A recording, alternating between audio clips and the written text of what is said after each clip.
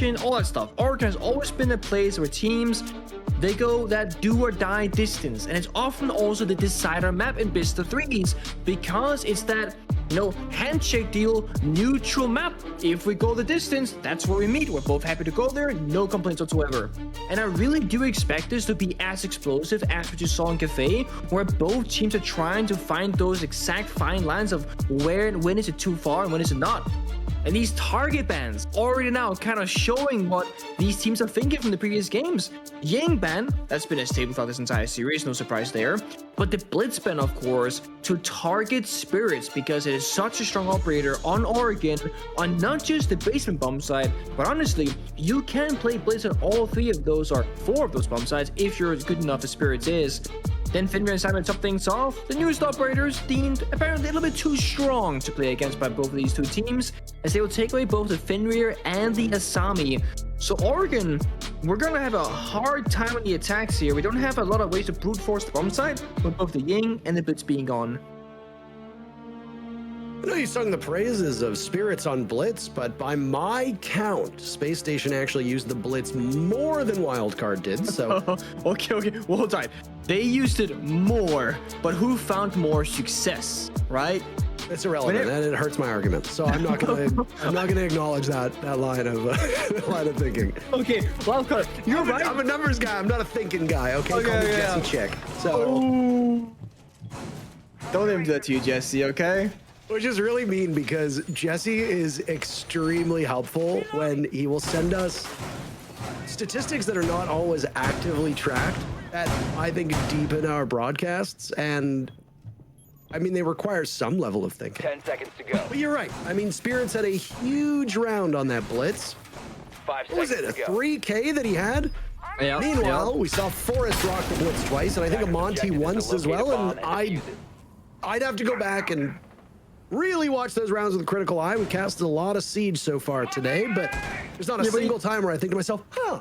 Exactly. You don't remember what happened because not a whole lot necessarily happened when he did it. So, yeah, one team used it more, but the other one, of course, speaks most of the team identity. The good thing is, if you're SSG, right, is that Forrest is a very flexible guy. He plays, I believe, I saw some stats on Twitter, and correct me if I'm wrong. I mean, you're not gonna, but maybe somebody will. I believe Forrest had played the most amount of operators in all of the NAL so far, with like 37 total, you know, different operators or whatever. It's like very impressive numbers, basically. And that just speaks to how much this man can do. So he's not gonna suffer from the Blitz ban. He's got way many other operators he can play instead. For Wildcard, though, the question really is, can they control the pace because they were so good on defense of Cafe to get those early picks and control how fast SSG could move to the map. And it was mostly due to Merc finding, I think, 4 of the last 5 opening kills in succession, all by himself. Let's see if he can do it here. I would like to note to the production that Jesse Chick just sent me a fun fact that it involves swear words, and I cannot say them on the broadcast, and I am very upset. So that's the M870 in the hands of the Thorn of Spirits. Playing this angle inside a freezer. It's a very advantageous spot to be, and we've seen Jaeger play that exact angle with the exact same gun because Thorn obviously has it on loan from the German operators. I like the Grim picks, though I don't necessarily think that we've seen a ton of usefulness in comparison to other operators, but I'm willing to be proven wrong still. Yeah, it's tricky. I mean, it's one of those, like, it can have high value, it can have low value, kind of like the Ying, but it requires a bit more finesse to accurately maneuver it around because you can bounce off walls and such now. SG are waiting for the go-go sign. It's gonna be, you know, EMPs, Grim Beasts flying out and momentarily looking to make their push towards the bomb side. Surf. Activating the gadgets. Long range, those smart goggles. Gets flushed out by the bees. Maybe I was wrong about the Grim, and now it's a drop from Space Station over towards Box. Hacker lying prone as the smoke goes out in front of a Merc. Continuing where he left off of the very first round, but everybody from Wildcard getting in on the action. An M870 kill, and it's a flawless start. Yep. I mean, SSG's mental right now, right? You go off cafe, you get a bit of a break, you know, tough game, and all right, let's start arguing on a good note. You get flawless. I mean, you don't even get. I mean, you get close to the side because you drop the hatch, right? But you don't have a chance to actually walk in that door and try and get the diffuser down. You don't get a single kill. You don't even really do a single point of damage of relevance in that round either. And this is the thing. When you get to that third map, and there's such a big mental aspect to this due to how the previous map played out, starting on attack, which is exactly where SSG struggles on Cafe, is going to prove very difficult, I think, for them because they're kind of locked out of it. It can be very hard to bounce back with confidence and just play to win when you were so close and lost. And there is the whole history aspect of SSG, you know, as the org, knowing to kind of choke out when it matters the most, etc. And Laxing said on the desk that you gotta have that one player in the backline saying, guys, don't worry about the score lines, because, you know, for all players should know, this is the first map. You know, best of one, it's 0-1, there's no past. The past of what happened on the previous map should not affect you right now, at least not in a negative way. And I think a good example of how a player can do this positively versus negatively is that SSG looked like they're defanged or declawed. They're not really fighting back, not playing very confidently, I would say. That's because, possibly, they're afraid of the past. But then I want to look at Merc. When he was not giving 120% as an individual, his team was not finding opening kills very often, and they were not winning those engagements. So Merc used that pass to take it upon himself to be that guy, to look for those engagements, and by my count, in the last like 7 rounds, he's got the last 6 opening kills or something ridiculous like that. Hacker taking some damage now by Closet, as this is a Dorms defense upstairs. These observation blockers proving to be quite effective on this bomb site, brought regularly in conjunction with the Jaeger. A bomb has been located. Situate them over by the B Dorms doorway, if you want to call it that. Maybe one, as you can see, inside of Trophy. You want to break through that? Okay, perfect. There's also one of the Surya gates there, which stop a drone from going through. Smart setup on Trophy by Wildcard. Auden on the Amaru. Usually you fling yourself up the tower and then die immediately. At least that's my experience from most ranked games. But in Hauten's case, he's likely going to opt for a fling up either onto security or up even more towards kids' dorms. We'll see. Spirits engaging, swinging an attic. Not really much you can do there. Forrest the first kill, but Merc on the board, trading this one out. He said hold that.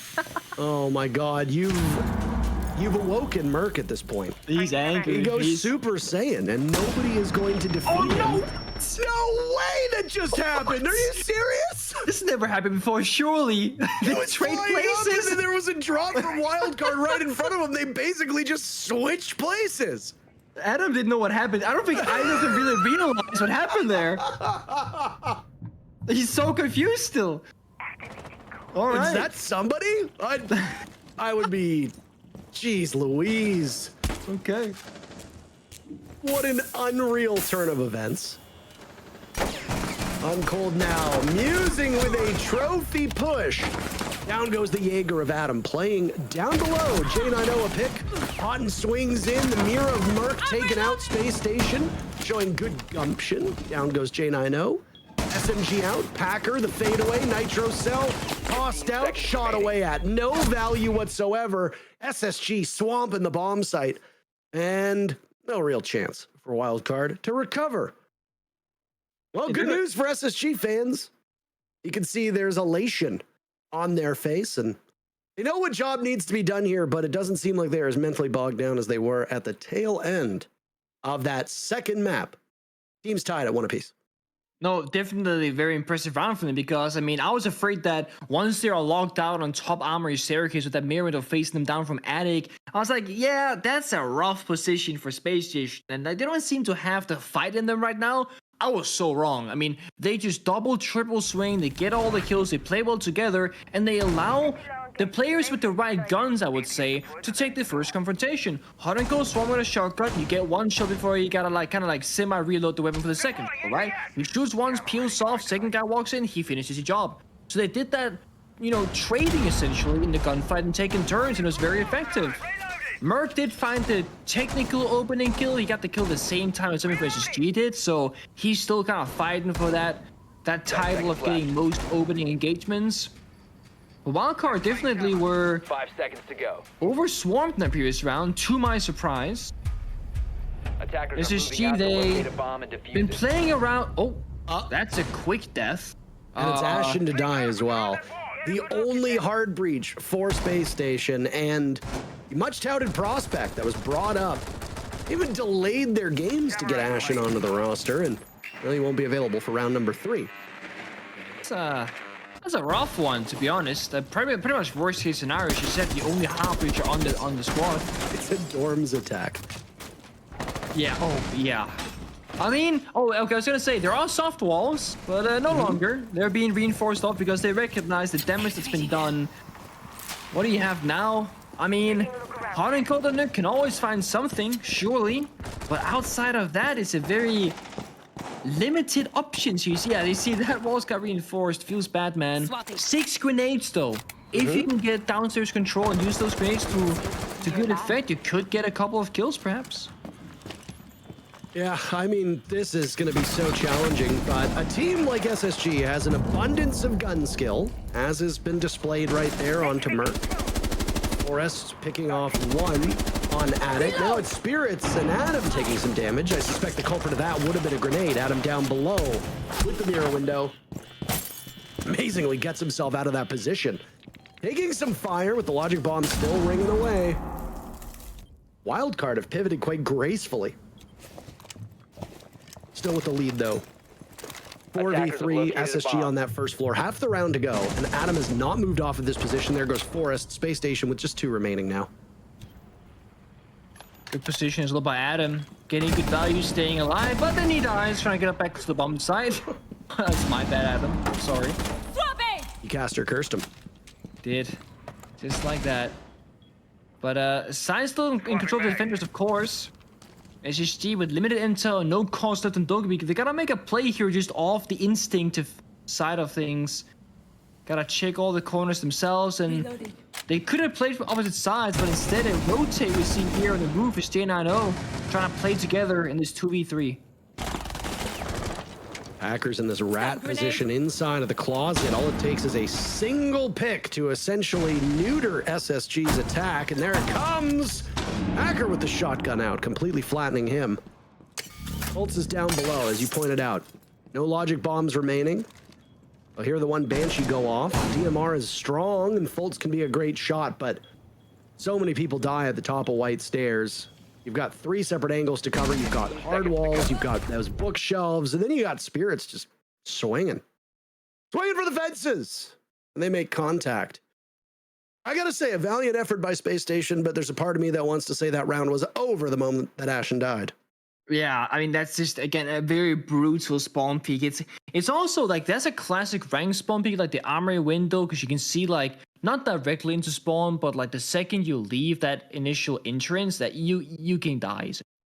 And when you're playing these high-intense matches where there are so many things to account for, from your side and your team communication and your planning, and then also trying to figure out what the enemy's doing, it's easy to just kind of sprint out of spawn and be like, okay, I gotta go here, I gotta do this thing, and you know, this guy's joining for me, I gotta join for him. Whatever your mission, your job is in that round, you wanna go there and get it done.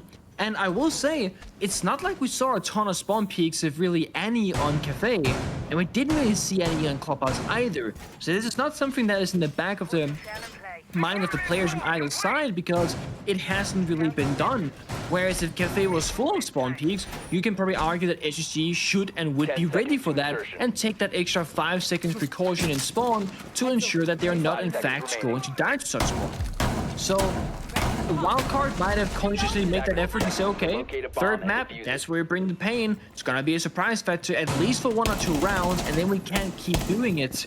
And also, this is Oregon. It's a very small map. You don't have a lot to work with, so you need to make every single part of the map really work in your favor in defense.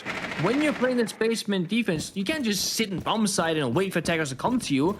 I mean, you can, but you also do what Wildcard are doing. Play on Freezer Staircase, play Laundry Staircase, and play Big Tower Staircase. kill one drone each or so, and then fall back. That's gonna buy you like 20, maybe 30 seconds. You kill 3-4 drones, and you just make it a little bit more difficult for the attacking team instead of granting them a complete freebie by just pre-placing person prep phase, knowing the map is clear, and just sprinting on in. And you see here, because of that, Space Station are still actively live droning a full minute into the round, which is gonna set them a little bit behind the average pace for an attack, which means they have less time to set up the execute and then go for that execute. Setting breach charge. Well, I mean, I agree with everything that you said. Nice. It's usually how it works. If I didn't agree with you, I probably wouldn't be casting it in that point, right? Just the same as I imagine you feel the same. Ready. Yes. I would have ditched you so. I would have ditched you so fast. So fast, bro. You say one wrong thing, you're done. Yes. Don't really see that much with the way that Wildcard has changed up their defense. A very typical elbow control. I don't think that's going to reach. No, it doesn't. You've also got that Thorn playing the familiar position inside of Freezer. Right now, from the silhouettes we see, it'll be Fultz going down Freezer. The rest of SSG, it will be a blue and box take. We saw one on back tower stairs, nades primed and ready. Are there magnets in play from Adam? That's the question. Hot and Cold taking his lumps, but still trudging on as the bees go about. High pillar, they know it's clear now. Soft walls to be open. Oh, they know.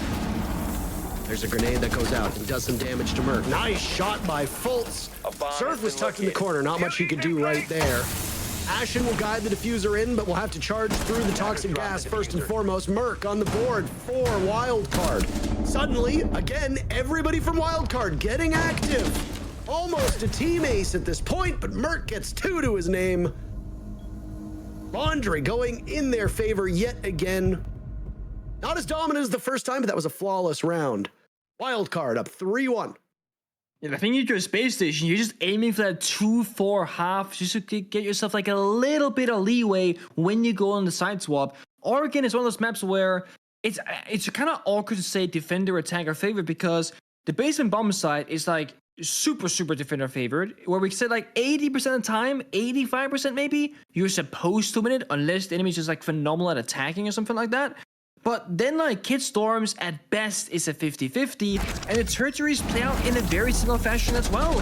So, if SSG can muster up just 2 rounds in the first half, they're in a decent position statistically, but I think the mental side of things is very much a real thing here. Wildcard, they're feeling it. They were looking down for a bit. They were not really playing the game together all that well, nor seeking out those opportunities. But ever since that comeback begun on Cafe, they have looked like a much more improved team within this best of 3 so far. And this is the beauty of playing a best of 3 over a best of 1. Because if we just saw, the first map play out, 7-5 Clubhouse, whoa, right? What's the big deal? But because we go best of 3, we see that build up. The 7-5 Clubhouse. Surely SSG takes it because Wildcard struggled on Cafe in the first half, and it looked like a done deal. Everybody was like ready to sign it off. Wildcard, they lose the second map. But then guess what?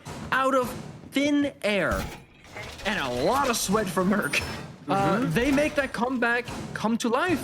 And now we see that third map, the final, if you will. And they're up 3-1. Sure, they're starting defense, but these are some convincing rounds by Wildcard in the rounds that they have won. Gamma ready to activate. 5 seconds to insertion. Attackers are moving out to locate a bomb and scenic. defuse it. Beautiful. I love the Allows us some time to let the match breathe as well, as Cafe will knock the wind out of your sails.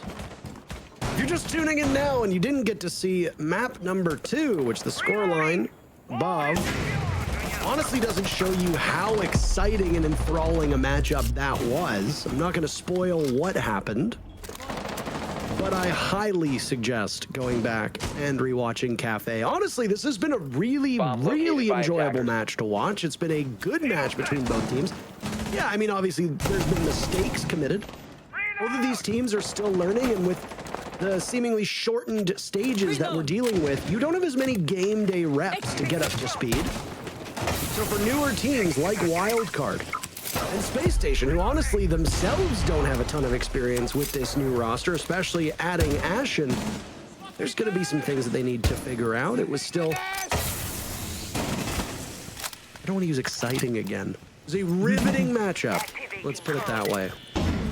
Logic bombs go out as SSG's first focus. Tackle the upstairs portion of this map. Ashen leading the charge. He's got Diffuser and he's an ace. I don't know if you want to gamble this operator on this particular juncture, but he dies. Adam picking up 2. Fultz was there to possibly recover. What is going on? Space Station wandering in and getting humbled. Wildcard pick up every kill except for 1. 1 minute and 20 seconds remaining. J90 reliable as always for Space Station, but maybe too much to ask of him. Get his team out of a 1v4. You said it.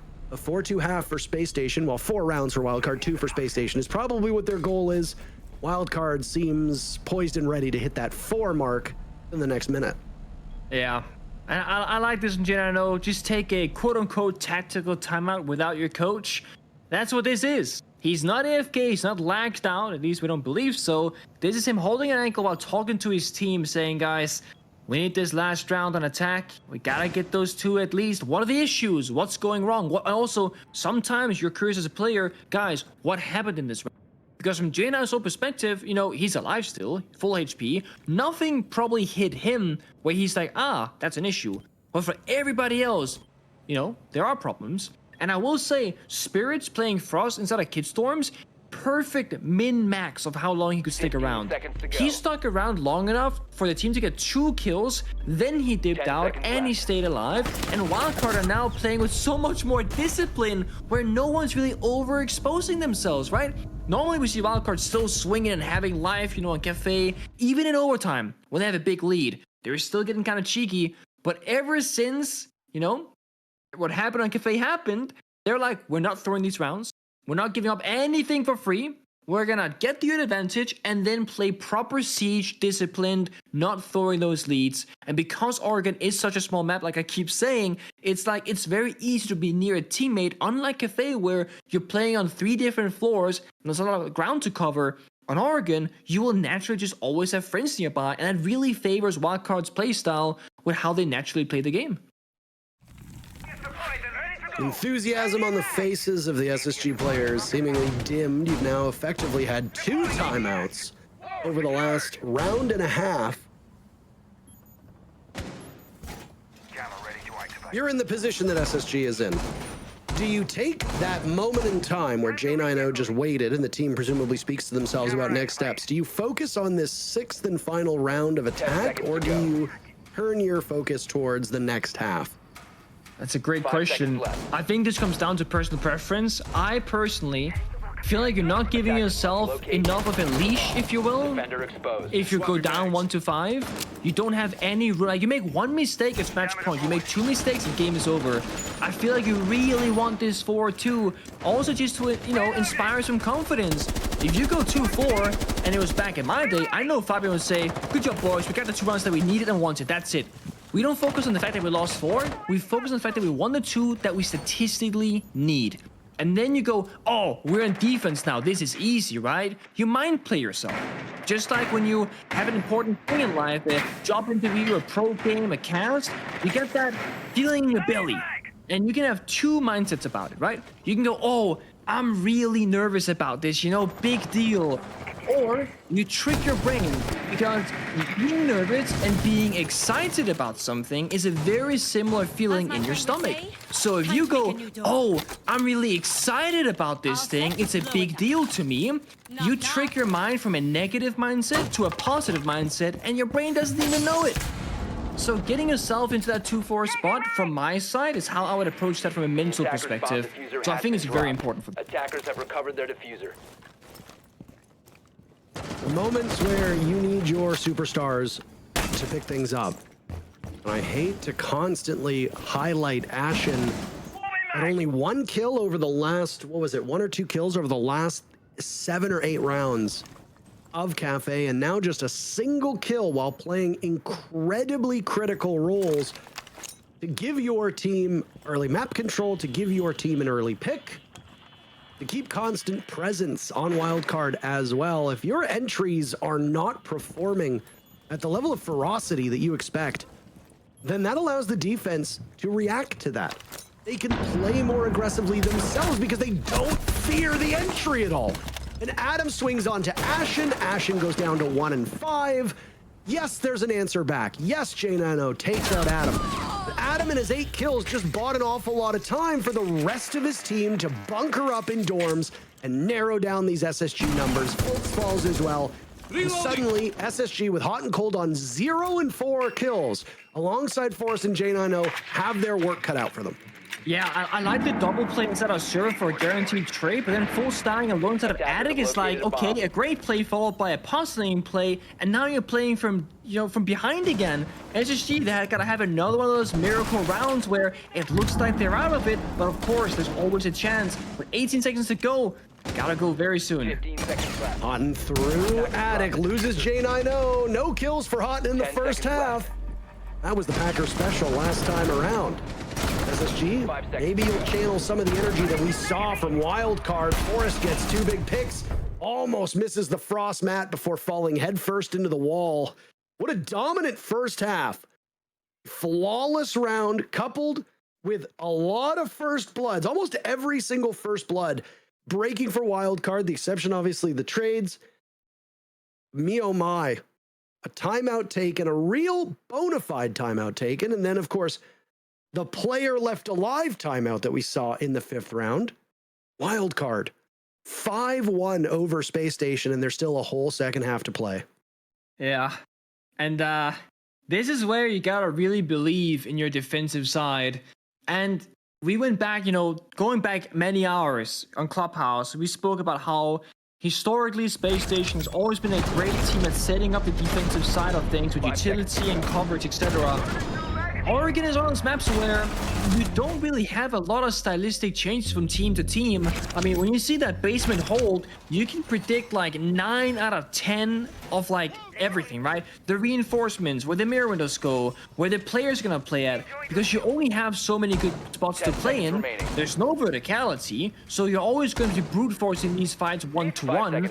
So this is unfortunately for Space Station one of those maps where their strength as a team is not going to really impact the round differently than anybody else, because they're playing the same operators as every other team, in the same positions as every other team, because it's Oregon.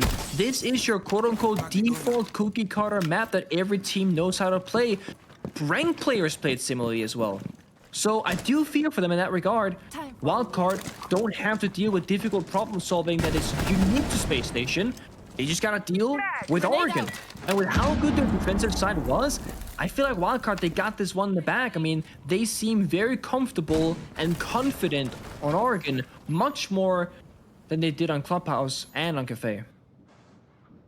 Incredibly dominant first half. Does it translate on over? There's your first set of logic bombs that will now go off. Rather second, my. Early on. Merc trying to follow up on it. Comes out empty-handed on back tower stairs. Will opt to go on to drone, which usually would be your first step, but he swung. If there's a player that can bail himself out of a bad situation, it's him. There's a mammoth difference right now between these teams in terms of kills. It's something we don't need to highlight more than once, but 5-5 for Fultz is the best that you're going to get on SSG. Extraordinary performance from Wildcard with a lot of depth going all the way down. It is a bit odd to see Surf omitted from most of the action, but I guess you don't really need it when everybody else getting these kills. Small soft reset, or so we think, but Merc says I'll have seconds. He and J90 battling to the death on those stairs. The death part hasn't come yet. The battle certainly has. Just a little over a minute to go, and now Wildcard will attempt blue. Houghton narrowly dancing around the nade. Another will go in. Merc finally gets the kill he needs. Houghton still searching for kill number one. It looks like he got it, Located by but it's in attackers. vain as he's traded out. Now SSG will rely on J90 and Ashen. Both in a similar spot. Both pushed back in laundry. J90 reasserting himself over towards blue. Ashen controlling the hallway all the way down to pillar. Both of these teams complete opposite ends of the map. Ashen attempts to stand upright. J90 is there. Series point for Wildcard. And to do that in the most wildcard way possible, it's just full commit. There is a whole train of people running down the tower staircase, 3 in fact, and sure, Merc died because he's 1 HP, died to a hipfire shot from Thorn. But the fall from wildcard, they say 3, 2, 1, go, and they all commit 110%. And that is exactly the key thing you need on these Oregon basement executes. The second you actually want an engagement and you want to like actually commit to something, it is so important that you fully commit. Because if you do it halfway, 1 foot in, 1 foot out, well, it's really easy to be left on the outside area of that. And because the follow-up was there, they get 3 quick kills because they're so close to one another. SSG playing so far back. I mean, we saw Ashen and J90 in the laundry bomb side, which is the opposite side of the map downstairs. They're hiding in the A bomb side while the Wildcard attacking the B bomb side. So they're not really fighting back 1-to-1 here from SSG. And again, it just looks like that kind of lack of confidence. And yeah, if you're not really hitting the shots, if you're not getting those kills on the scoreboard, and you're getting just like mowed down by Merc, Spirits, and Adam right now, every single round, I wouldn't want to fight back either. I'd want to try and play behind utility or deployable shields or something like that. And this is where I think the Fender ban is actually going to be a massive issue for SSG. They banned Fender themselves because they started an attack, but I bet you they wish, oh boy, they wish that Fender was available for the defensive side with how Wildcard are walking this building. Spirits droned in towards Freezer. The attacker's bomb diffuser has been Posted up. dropped. J90 on the board first. That's huge for Space Station. If they want to keep themselves in this match, they need to take that advantage that they've been gaining, or that they've gained rather, by eliminating the Thatcher EMPs off the board and leverage it. Changing It's a meds. shame there's no kite this time. It was there the previous round. It's one of those unlucky, you know, you never know what you're gonna get. But a kill is a kill, and those CMPs are still gonna find good value. Disable the discs, the Arunicades, the Thorn Razor Blooms, the Banshees, you name it. Always useful, Thatcher that is. Wildcard will still have a lot of time to work with though.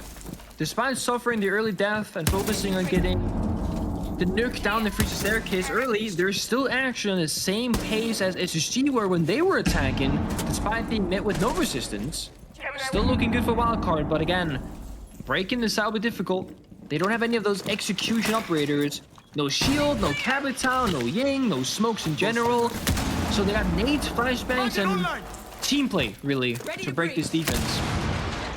Attackers recovered the diffuser. Wildcard not knocked off of their stride too much, it looks like, though. Still dotting their dropped the bomb I's, diffuser. crossing their T's. And at a moment's notice, with the final moment approaching us, 1 minute left on the clock. Yes, Wildcard will be outgunned.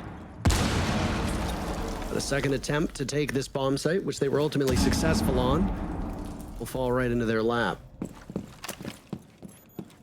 5 rounds in a row needed for SSG to stay in this matchup, to keep their hopes of qualifying through something that isn't the LCQs on the table. Attackers have Gotta think back, and you gotta kick yourself if you're SSG. That single round that could have taken you up 2-0, battle M80. And now, Wildcard absolutely drubbing you. But they're in danger of, at this moment, stalling out. Fultz on the board, 2 picks for Fultz. Still more gunfire from SSG, who hold quite an advantage over Merc and Surf. Nice shot from Merc, who springs on in. His position known, tucked away behind the shield. He's outdueled by Ashen. And SSG stays alive for now. Every comeback begins with a single round. That's what SSG needed.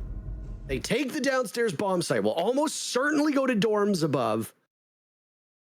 If they win that, that's when the challenge emerges, because that tertiary bomb site for Oregon rather, is not usually very friendly to the defenders. But before you get to one of those tertiary bomb sites, I imagine it'll be dorms. Every single battle will be a war for SSG for the remainder of this match. And I think what you said is that's exactly it, right? Every combat begins with one round. That's kill right there. It's just, it is so nasty, so incredibly nasty. But every combat begins with one round, and if you're Space Station now more than ever, you are just thinking one round at a time. This is it. It's 0-0, one round. It's 0-0, one round. And you just keep doing that until you either win or lose, because you cannot let the scoreline define you or affect you too much in this position. You know, it's the same. There's the old trick from the veteran players that used to play Intry. Unu taught me this trick where if you're an Intry player in Siege and you take a lot of damage, you might start playing a bit more scared and laid back because, oh, you only have 1 health or 20 health now, like you're always gonna lose a gunfight, right? But Siege is a one-headshot game. Anybody can win with any amount of health left. And Unu said, if you don't see your health bar, you're not gonna be affected by it. So he simply, in the hot UI, you know, settings, just took away the health bar. And he always played as if he had full health because he simply couldn't see it. So for SSG, this is just another round. Yeah, the trouble thing is that Wildcard just need to get lucky a single time. I say luck because crazy things can happen, but like a single mistake, that's it. So while you are just playing from 0-0, you also kind of have to be like, we can't go too crazy because the punishment is very severe. It's the same as we saw in Cafe, right? Wildcard had 0 room for error, and they managed to pull it off. They won the 3 rounds in a row, needed to go to OT. They probably should have won the 13th round, the very first overtime. They didn't. It was a bit puzzling the way it ended, and as you said, if you were Wildcard, you would have been angry, but then Wildcard fixed it and won the next 2. The same thing here. SSG has 0 room to make a mistake. They make 1 single solitary mistake, that's it. They go to the LCQ, yeah, they fight OXG for seeding. Wildcard move on. They square off against M80 next week.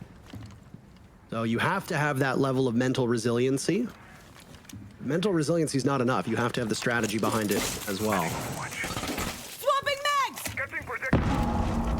You gets the first blow here. Both teams playing very patiently, knowing that opening kill is oh so important. I love the finger being brought out here, just that you get friend boost up Merc and, you know, reinforce this push right here.